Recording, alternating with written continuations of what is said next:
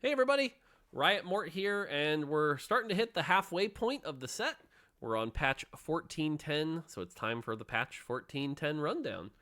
As far as the meta goes right now, generally things are starting to get to an okay shape. There are a lot of viable comps to play right now. That being said, there's also a lot of comps that aren't really viable, and we're still seeing the game be a little anchored on the back end, 4 and 5 costs being especially strong. So this is the first patch that's really just a lot of micro adjustments.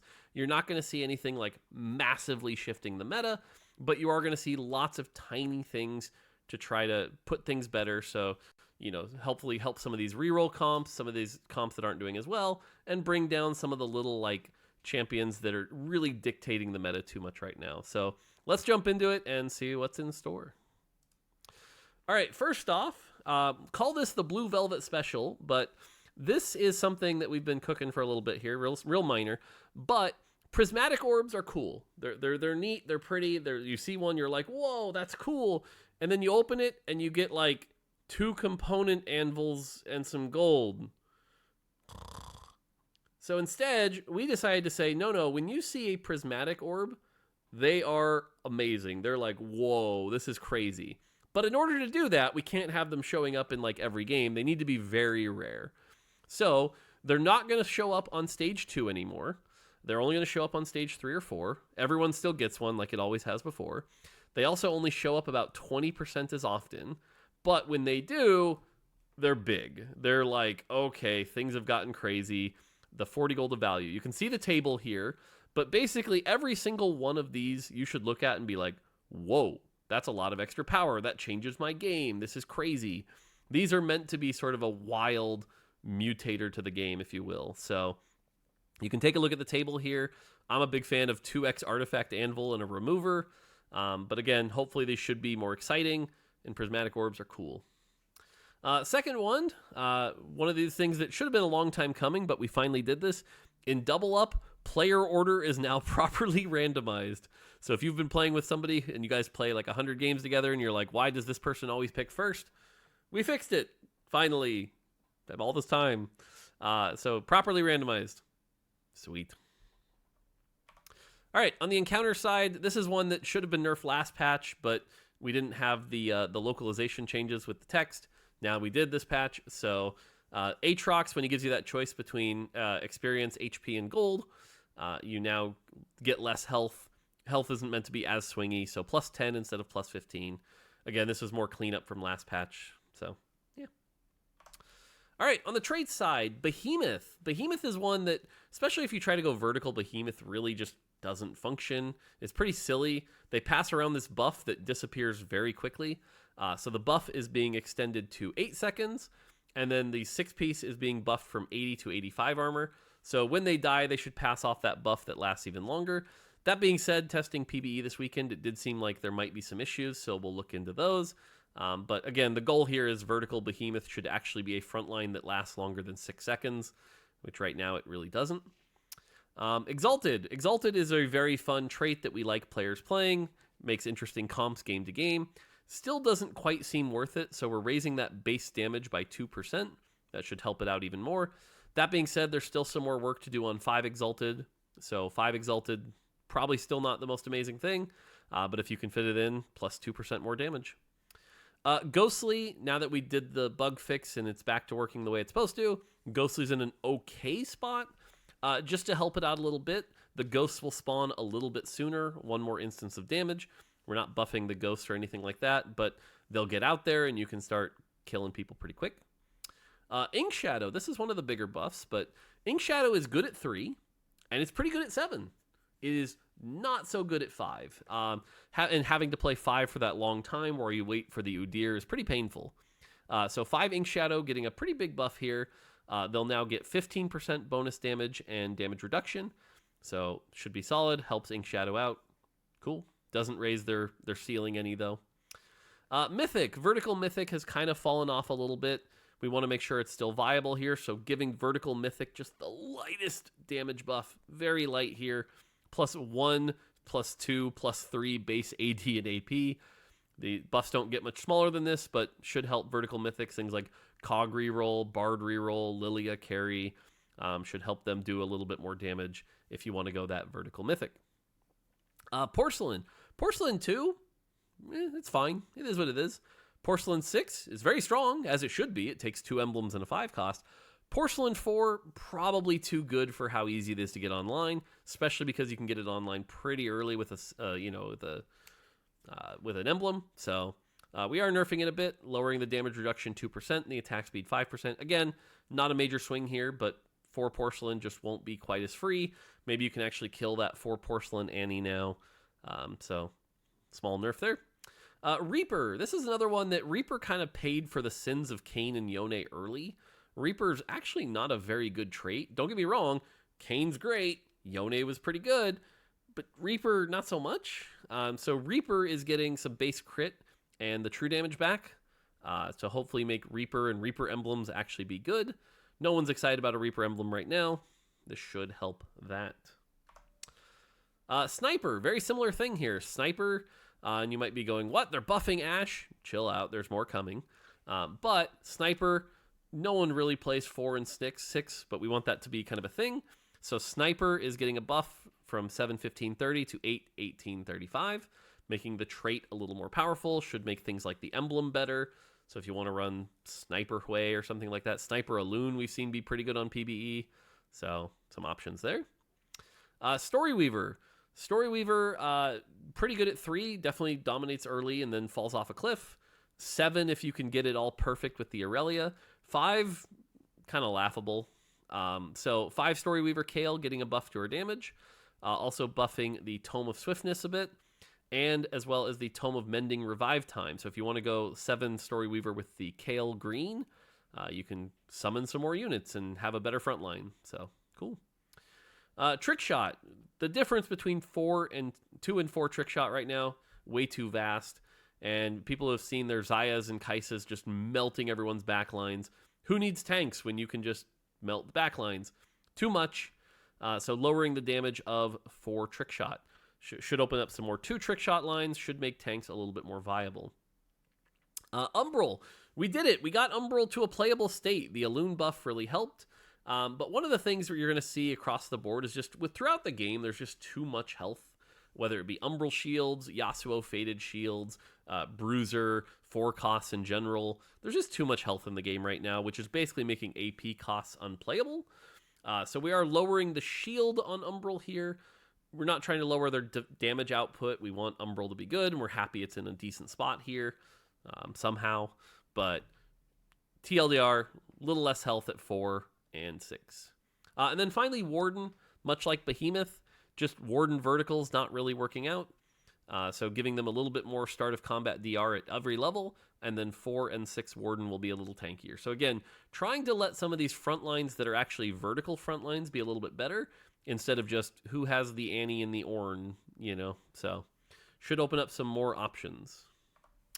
All right, on the champion side, you're going to see a lot of buffs here, especially in the 1 and 2 and 3 cost space. Ahri, pretty much a champion that you play maybe in stage 2 and then get rid of her. Possibly open up some lines here, some extra damage. So Ahri is going to get a spell damage buff here. That spell should hit really, really hard, especially because sometimes it can miss. So I want that to do more.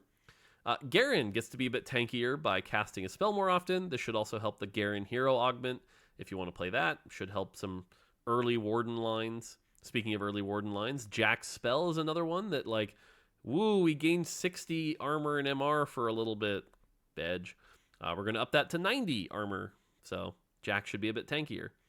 Kabuko, same thing. Again, trying to open up some more viable frontline options here. Buff to his hero augment. So Kabuko gets 10 more mana as well. Can cast a little bit more often. Cool. Rek'Sai, same thing. Rek'Sai is going to cast a little bit more often and get more spell, armor, and MR. So if you ever want to play your Horizon focus, Rek'Sai should be better than it was before. Yasuo. So this is one that, again, too much flat health in the early game especially. The Faded Shield is going to get nerfed here from 300 to 250. But to compensate, we don't want Yasuo to be useless. We still want him to be tanky. And so his base spell shield will go up. So he can be a little tankier, but he doesn't necessarily just give 5 Faded, 600 free health times 5, which is kind of ludicrous. So, all right, Aatrox. Aatrox, if you read his tag, says Magic Fighter. He's a carry. He's not a carry. He's not a very good one. So he's getting a lot of buffs here. His attack speed's going up. His mana is going down significantly, which is going to let him cast more, which means casting more at that same damage level, he can actually output some okay damage.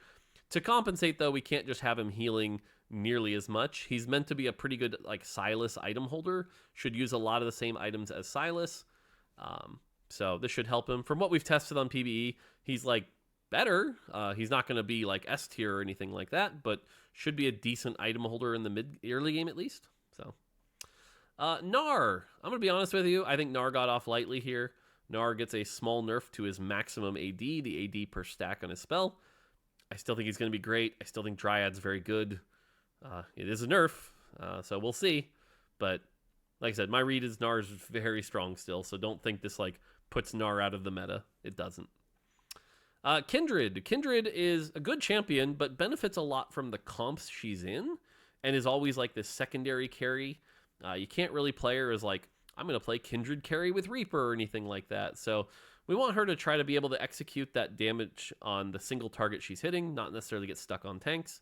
So a small buff here to try to help her out a little bit. Nico, kind of the core tank of like Arcanist, one of the core tanks. Helps her hero augment as well, but she's going to be healing a bit more. So if you want to go for like a Nico 3, this should help. Should make the hero augment better as well. You'll notice a lot of the hero augments getting some buffs. They're pretty fun, so hopefully this makes them competitively viable. Teemo has fallen off a bit. He just doesn't quite output the damage to deal with all that flat health. Like, what's Teemo going to do against an Umbral comp? Not much. So Teemo gets a buff, pretty decent sized at 3-star especially. So hopefully Teemo carry can be a thing. Yorick getting that same extra tankiness buff that we see, you know, people like Garen and Rek'Sai get, 10 more off the spell. Soraka really gets stuck on a champion. Like if she's ulting an Annie, what is she going to do? Just tickle the Annie over and over. So we're buffing the single target part of her spell. This is not the AoE. The AoE does not get stronger. She's not going to be blowing up entire teams. But this should allow her to hopefully start cutting through some of those front lines a little bit more if you want to play Soraka carry. Finally, Zoe. Zoe clearly feels like the just weakest carry. Anytime you play Zoe carry, it just doesn't really work. We're lowering her primary spell damage a little bit because frankly what ends up happening is it's just overkill. You ult somebody for 2,000 damage at 3-star, and then you kind of tickle them with the ricochets that do nothing. So the ricochet is going up significantly here. This is almost a 50% buff to the ricochet to compensate. She should be stronger, though from what I've tested on PBE, I'll tell you, she still doesn't seem very good. But this certainly will make her better than she was, so if you happen to fall into a Zoe on 2-1, like, maybe she'll kill something now? I don't know. But, again, at least it's a buff. All right, Annie. Clearly one of, if not the best tanks in the 4-cost space. Like I said, now that we're hitting the 4-cost, you're going to see more nerfs than buffs here. Annie's going to lose 50 health. She's going to lose some healing on how much she heals from the burn. Her debuff also isn't going to last as long. Those are minor. Overall, that's not a huge nerf, 50 health and a little less healing. So it's not like we're trying to gut Annie or anything. And then secondly, the last two lines here are mostly just at Annie 3. Annie 3, little too good for even a 3-star 4-cost. So she's going to get less health on transform and do a little less damage. She'll still be a 3-star 4-cost. It's, again, not like we're trying to gut her, but she might actually be compared to some of the other 3-star 4-costs now. So Kayn, this guy does a lot of damage, and right now is kind of carrying almost the entire burden of Heavenly and Reaper and Ghostly. Like he's so much power in him. So pulling some power out of him so that we can put it in things like Kindred and Reaper and things like that. So 100 less health, 5 less armor and MR. He's still Kayn. You'll notice the damage numbers didn't go down. He's still Kayn, so he's still going to kill things. You just might actually be able to kill him first. Lilia, this is a minor change, but as Froden would say, it's a green sentence, so be careful. Green sentences can always buff people pretty high. The targeting pattern is now changed to try to pick a line that will hit more enemies more often. So she's a lot less likely to just throw her stuff at a single target off on the side, and now more likely to try to bowl and hit multiple targets.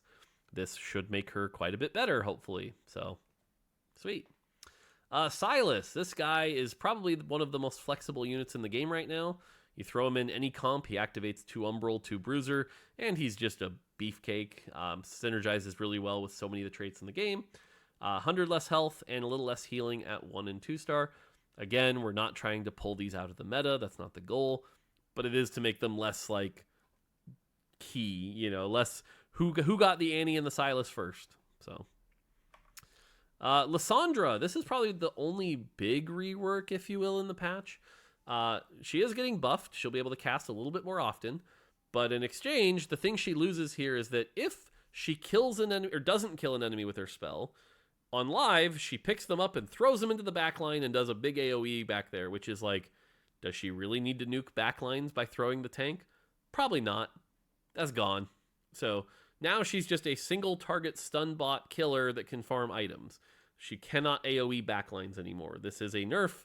This is meant to be a pretty substantial nerf. My read is that actually Lysandra will be one of the weakest 5 costs now, but if you can get her early, she can farm those items and can be good at taking down like a key tank, like a Tom Kench or something like that. She'll have her purpose, but I don't think she's going to be just throw her in every comp and win the game. So, Set, we like Set. He's strong, but we want him casting a little bit more often so he can be a little more threatening. So 20 off his mana. Cool. And then Xayah. Xayah's another part of Trickshot. Even with the Trickshot nerf, Xayah was still just a little too good. Especially if you believe our data. But even without that, she can really blow stuff up. So 5 less AD for Xayah. Small nerf to her. She'll still be pretty good at capping comps out. All right, on the item side, artifacts. Honestly, the artifacts landed in a pretty good spot. Some could argue that the trench coat, this is after the B patch, of course, where we had to nerf the talisman. But if you ignore that, everything other than maybe trench coat landed in a pretty good spot. So now we're just doing some really light buffs, like the smallest buffs, just to get a few of them up to the rest of them so they're on par. Which, again, really glad we launched them in a state where they weren't just, like, broken and messing with the game. Blighted Jewel is going to shred 1 more MR per proc, so Blighted Jewel Teemo should be even better now. Corrupted Vampiric Scepter, this one's going to get more attack speed. We're seeing people start to figure out how to use this with things like Gnar and Quicksilver, so we'll see if this makes it even better. But again, more flat attack speed early on, really good. Fishbones, more AD and attack speed, cool. Lichbane's going to proc more starting at stage 3. So if you want to run that, blue buff Lichbane character, you can. Luden's more AD and AP by 5%. Prowler's Claw, more AD and crit by 5%. RFC, 10% more attack speed. And again, you can see just light base stat changes, not really changes to any of the effects. Seeker's Arm Guard, 5 more base AP, armor, and MR. Cool. And then Unending Despair, which is actually a pretty good item. It's pretty tanky. Just upping that shield damage more so you can get some bigger fantasies with those shield explosions. This is one where, honestly, it might go even higher later, but we wanted to be light and not go crazy with it. So, cool. We also did a pass on Radiant and support items. Redemption gets 200 more health. Should make this a better choice and closer to some of the other ones. Crest of Cinders, red buff, 3% less bonus damage. Definitely one of the better Radiant items. Should bring it down. Yaksho the Protean, 10 more AP. More Morellonomicon. This is currently the best Radiant item in the game if you believe the data by a pretty significant margin. It's going to lose 15% attack speed. That's a pretty big nerf. So hopefully this brings it down to other Radiant items. Cool. Quick as Silver, 2% more attack speed per stack. Pretty big buff. Royal Crown Guard, another 100 health. Great. Radiant Warmogs, another 3% health. Cool. And then on the support side, Eternal Flame is going to give you 2% more damage amp. Knight's Vow is going to give you 3% more Omnivamp. And Spite, when it procs, is going to give you 20% more. This is a bigger buff. Ally AD and AP. So hopefully this gets Spite up to some of the other support items as well. All right, Augments. Going to go quick on these. Branching Out. That 1 turn delay was put there as a balance lever that ended up not being needed and made the Augment way less fun. Branching Out's just going to give you your emblem. Enjoy Branching Out. Should be way more fun now. Golden Remover can now appear on 4-2. If you want it, take it. Cool. Haunted House. This is actually a pretty scary buff. This augment's not great, but that's because it was only giving +1 ghosts. Now it's going to give +2 ghosts. If you are ahead with Ghostly, this augment is going to crank now. So Be careful of this augment. I think this augment could end up being very scary if ghostly comps can get figured out that work around it. Heroic Grab Bag, plus 2 gold, small buff. Inspiring Epitaph has been around for a long time. It's been kind of an S tier pick for a while. 5% off the shield ratio. Cool. Little Buddies, same thing. Been kind of an S tier pick for a while. This also kind of nerfs some of the 4-cost builds. 10 less HP per buddy. Small thing here. Long Shot, this is the sniper one. It's going to give you plus 3% attack speed. So if you want to go Force Sniper plus Long Shot, it's going to be a lot better than it was last patch. Low interest rates. This is another one that we'll see. This might make this augment really good. Can now only cap at 4 interest. So you're only losing a max of 1 interest per turn, but you're gaining that 2 gold per turn. So this could be a pretty good gold augment now. We'll see. Midnight Siphon, the Yorick Hero augment. Sadly, we had to nerf this one a little bit. 5% less max HP damage. So he'll be doing less damage. Still be tanky, but not quite as much free damage doing that Umbrella Loon comp. Mulched. This is another augment I think honestly could have been nerfed even harder. Mulched is incredibly strong with Dryad, so we'll see. But 5% more gets nerfed there. Reinforcement, some extra gold. Stars Are Born, some extra gold. Scapegoat, some extra gold. Again, using gold as a lever to try to bring these augments up in power just a little bit. And then on the prismatic side, Call to Chaos. Right now, if you get 4 emblems, kind of the worst option. We're going to up it to 5. Does that make it the best option now? No. In fact, it might still be the worst option. But now the odds you actually hit something relevant to you will be higher. And it's also really funny to see you get 5 emblems and kind of get dizzy. So, Chaos. Woohoo. Living Forge. This is actually a pretty big buff here. You're going to get those augments 2 rounds earlier. So, getting that second artifact will happen pretty early. Getting that third one even earlier. So, Living Forge might actually be pretty good. Prismatic Ticket. I think this is a big buff. Every time we've seen this be 50, this augment ends up being very strong. And if all the reroll comps start getting better, Prismatic Ticket could become a very powerful choice here. So look at that. And then finally, Shopping Spree. This might be an over nerf, but Shopping Spree has been sitting at the top of the stats for a long time. And so we had to make a big change here, where instead of getting 1 gold per turn, you just get 3 gold up front. That is a big nerf. I actually expect this augment to be low to not great. We'll see. If we have to give it more gold up front, we will. But Shopping Spree got hit pretty hard. All right, and then one small thing I mentioned.